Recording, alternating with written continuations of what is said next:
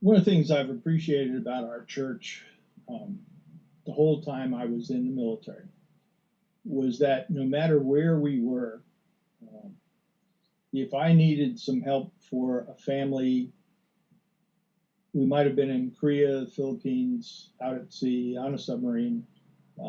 If I could get a message to a church in that family's area, they always followed through and took care of the families.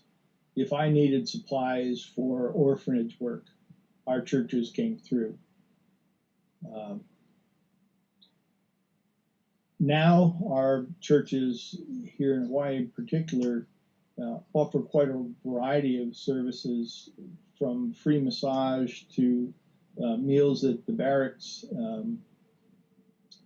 child care, tickets for special events, mentors, a lot of them for wounded warriors, but also for people medically retired and other veterans. I don't think, as the war is drawing down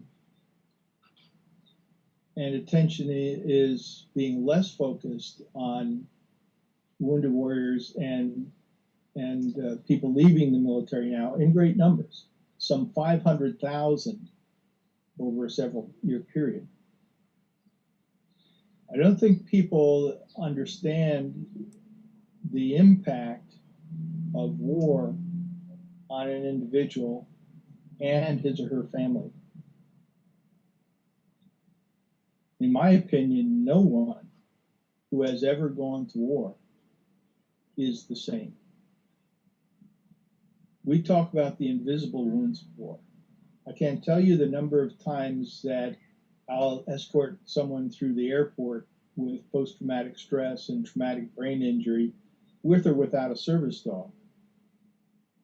And I will hear from someone from the airlines or someone else that they appear to be fine. Are they just milking the system? So I take it upon myself to explain to them very clearly about the invisible wounds of war. A lot of the sons and daughters of our congregations were known to our people in one way, and now as they come back, they're very different people. And just because they're back doesn't mean that they are able to function exactly as they did before. In some cases, they have moral wounds. They have seen some incredibly painful things. They have heard people who claim to be religious seek their deaths and cause the deaths of many others. They had been taught that if they pray, prayers are answered, and yet best among them were taken. Many of our people have lost limbs and other body parts and are mentally challenged. The healing process is going to take an incredibly long time, not the least of which is spiritual healing. It's incumbent on our church people to understand that not every one of our military folks consider themselves a hero. To some, it's quite the contrary. They've been asked to do things they never thought they could do. So they need patience, they need understanding, they need support. They don't need to be asked to recount their times of war and how many people they've killed or the details of their injuries. They simply need to be loved as they are. Let them set the agenda. Let them talk when they're comfortable. Simply make your house of worship, make your community a place where they're welcome.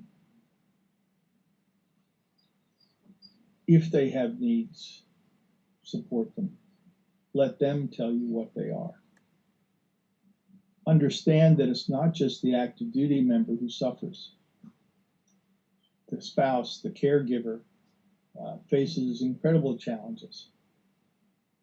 It may be that in the middle of the night, as they put an arm across their loved one, that person believes they're being attacked and they respond accordingly. I don't know a lot of people who could handle being in the same bed with a person like that very long. To say nothing of the instant anger or the difficulty being around children, being in crowds, going out anywhere, intrusive thoughts, short-term memory loss, challenges concentrating. But the children as well. Dad or mom who went off to war came back a very different person. Sometimes they can't stand being around their own children. It may be that they saw a young girl vaporized as they were about to hand them a piece of chocolate. It might be that they took a baby from a pack of dogs that was being mauled to death and had that child die in their arms. It may be that a child that they befriended was a relative of a Taliban and was sent to use that relationship in the middle of the night to stab them to death, and they had to shoot them as the knife was coming down. So to be around your own children and not have those flashbacks, to hear the screeches of children and not think there's something wrong, to simply have the ability to be in the presence of children is difficult. And the children don't understand. They believe that there's something wrong with them. So they too need support and understanding. If the war were to end tomorrow, this is not going to go away for a very long time. The VA, as you're all aware, is overwhelmed, and it will be. They can't possibly absorb another 500,000 people. I would suggest that it is our churches who are best capable of providing the deeper, long-term caring support that the government can't possibly do. And I would invite them to do that.